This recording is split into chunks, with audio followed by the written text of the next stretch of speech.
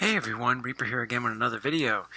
This time I'm going to be talking more about some underrated books. The last video I did, I had 5 overrated books and I had 5 underrated books. This time I'm going to stick with the underrated books because overrated is kind of hard to find for me, or at least right now. So I rather stick with what I think are some underrated books. Now, don't get me wrong, some of these books might be pricey, but I do believe that sometimes the books I'm about to show are overshadowed by other other books out there, other keys and so forth.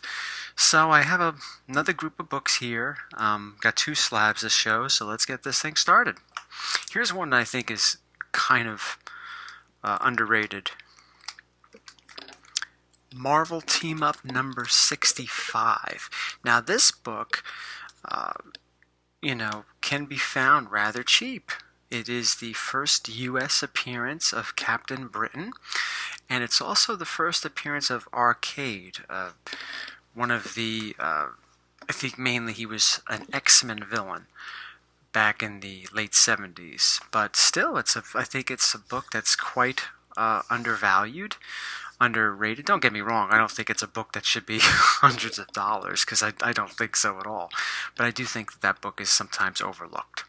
Here's another book, a Spider-Man book, that I sometimes think is underrated.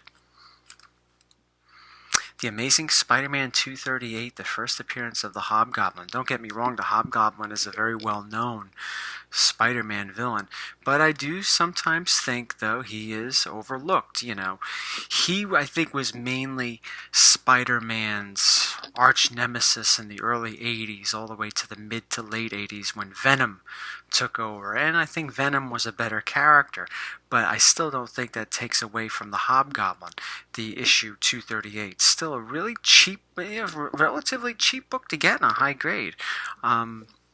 So for those of you looking to get some nice keys, undervalued maybe, or an underrated keys, if you don't have 238 in your Amazing Spider-Man run, it's worth getting.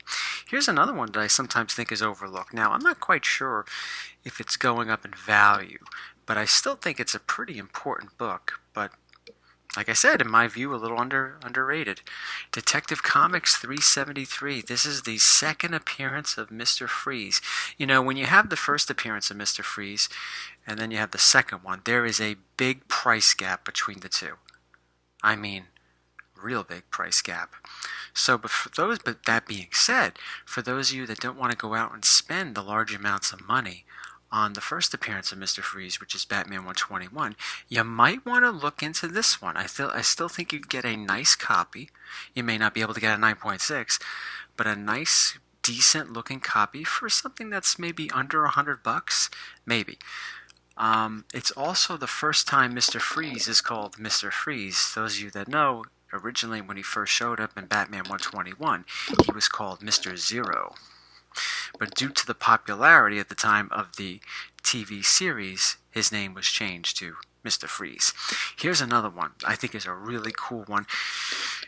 This one, it could be a little pricey, but I do think sometimes it's not appreciated as much as it should. All-Star Western number 10, the first appearance of Jonah Hex. Really, I think in my view, a pretty cool character. Not necessarily the greatest character, but a pretty cool Western character made by DC in the early 70s. And like I said, sometimes overlooked and underappreciated. Here's one. Now, this one might be starting to catch up, but I still think that this one,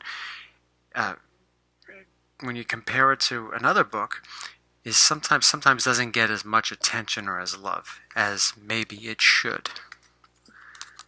Swamp Thing number 1. This is the first appearance of the Alec Holland Swamp Thing, which I think is the more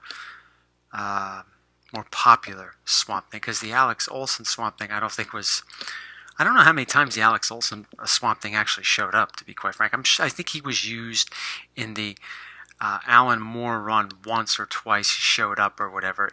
To what capacity, I don't remember. But this is the one where the movies were based off of, the Alec Holland.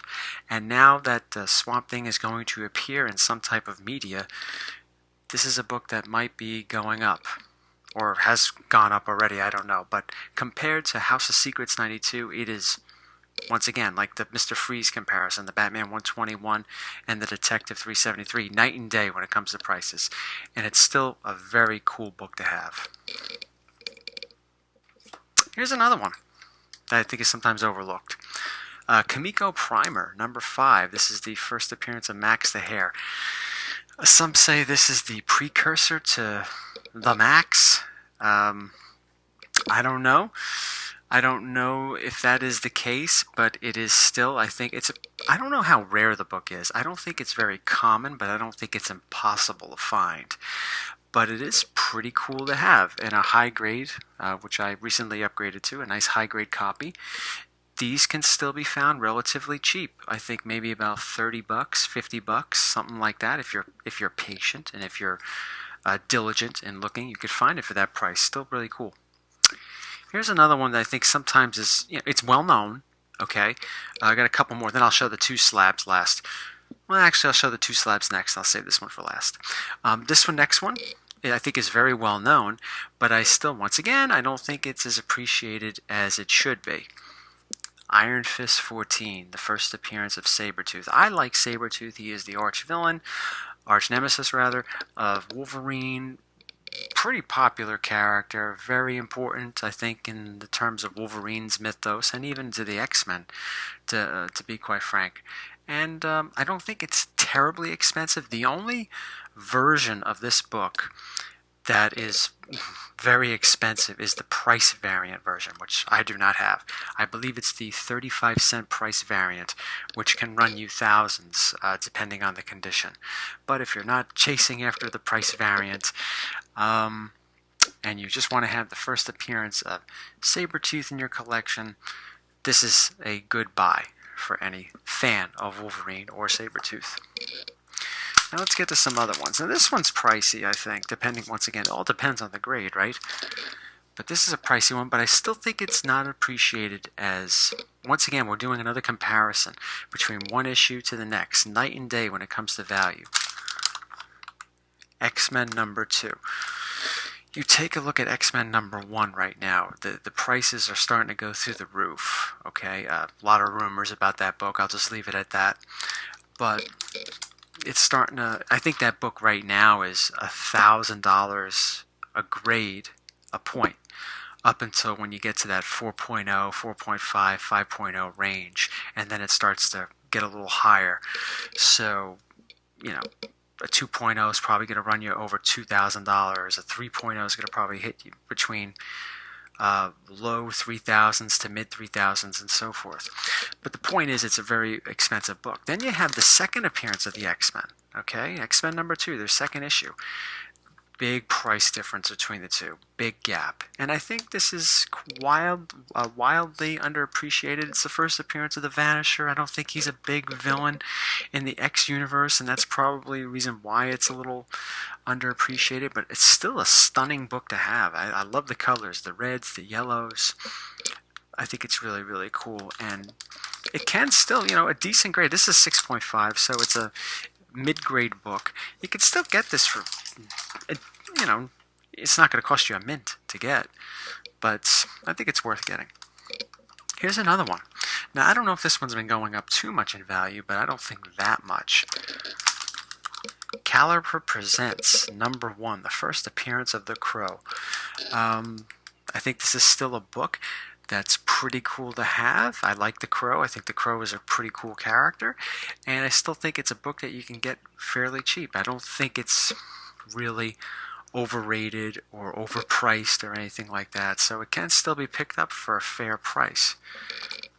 And the last book, it's a pricey book, but once again, the running theme of this particular video is comparing 2 issues, and here you go. Incredible Hulk 180. This is the first cameo appearance of Wolverine. At the end of the book, unlike that Dark Side issue, the Jimmy Olsen 134, where you only see his face on a monitor, you see a full shot of Wolverine. So it is his first appearance. Although it can be pricey, but nowhere near as pricey as the Incredible Hulk 181. I might have said this in another video. If you can't afford the Incredible Hulk 181, because even the low-grade copies, the copies that are missing the Marvel stamp, restored copies, you name it, they're going for a decent amount of money.